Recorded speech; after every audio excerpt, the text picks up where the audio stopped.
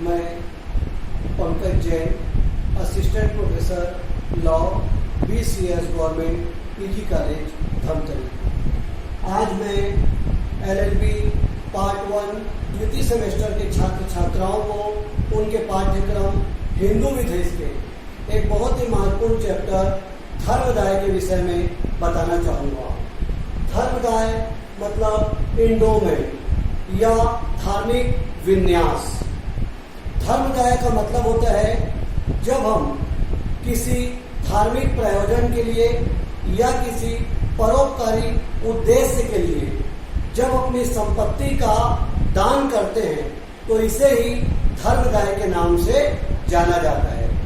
धर्मदाय में संपत्ति का दान किसी मंदिर की स्थापना के लिए या उस मंदिर की देखरेख के लिए या किसी चैरिटी संस्थान की स्थापना के लिए या उसकी देखरेख के लिए किया जा सकता है। इसके अलावा जन कल्याण के कार्य के लिए, मानव जाति के लाभ के लिए भी धर्मदाय की स्थापना की जा सकती है। धर्मदाय को परिभाषित करते हुए राघवाचार्य ने कहा था कि किसी धार्मिक या परोपकारी प्रयोजन के लिए संपत्ति का समर्पण करना धर्मदाय कहलाता है। राघवाचार्य के अनुसार किसी धार्मिक या परोपकारी उद्देश्य के लिए अपनी संपत्ति का पूर्ण समर्पण करना ही धर्मदाय कहलाता है। अतः शाब्दिक तौर पर हम कह सकते हैं कि किसी मंदिर की स्थापना करने या उसकी देखरेख करने के लिए, किसी धार्मिक या परोपकारी संस्था की स्थापना करने या उसकी देखरेख करने के लिए या मानव जाति के लाभ के लिए या जन कल्याण के कार्य के लिए जब कोई विन्यास किया जाता है या संपत्ति का समर्पण किया जाता है तो ऐसे समर्पण को ही धर्मदाय के नाम से जाना जाता है। धर्मदाय की आवश्यक शर्तें एक वैध विन्यास के लिए या एक मान्य धर्मदाय की स्थापना करने के लिए किन किन शर्तों का होना जरूरी है, मैं आपको बताना चाहूंगा। पहला, पूर्ण समर्पण। धर्मदाय तभी वैध हो सकता है, तभी मान्य हो सकता है जब संपत्ति का पूर्ण समर्पण किया जाए।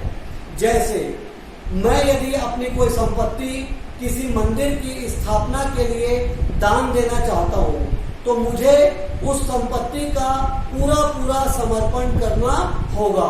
मतलब उस संपत्ति में फिर कोई भी भाग मैं अपने पास नहीं रख सकता। अतः धर्मदाय का सबसे पहला शर्त है संपत्ति का पूर्ण समर्पण। जो व्यक्ति भी किसी धर्मदाय की स्थापना करना चाहते हैं उसे उस संपत्ति का पूरा समर्पण करना होगा। दिखावा करने के लिए धर्मदाय नहीं हो सकता।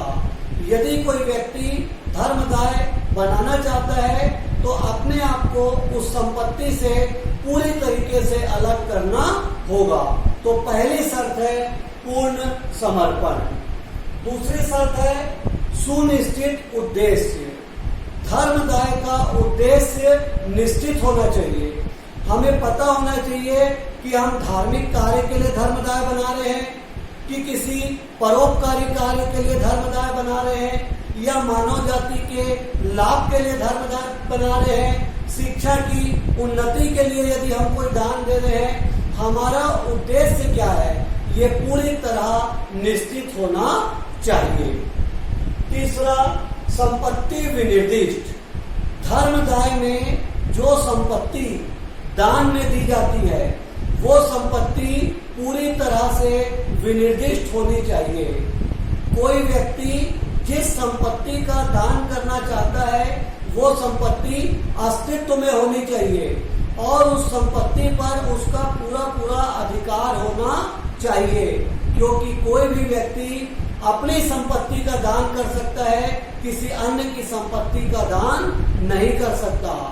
तो यदि हम धर्मदाय करना चाहते हैं तो वो संपत्ति अस्तित्व में होनी चाहिए, धर्मदाय करते समय उस संपत्ति का अस्तित्व होना चाहिए, उस संपत्ति का हमारा उस पर पूरा स्वामित्व होना चाहिए, तभी हम उस संपत्ति को दान में दे सकते हैं, अदरवाइज हम उसको दान में नहीं दे सकते।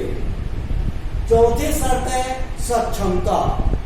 जो व्यक्ति धर्मदाय करना चाहता है वो व्यक्ति वयस्क होना चाहिए, स्वस्थ मस्तिष्क का होना चाहिए और कानून के द्वारा किसी भी तरीके से अयोग्य नहीं होना चाहिए।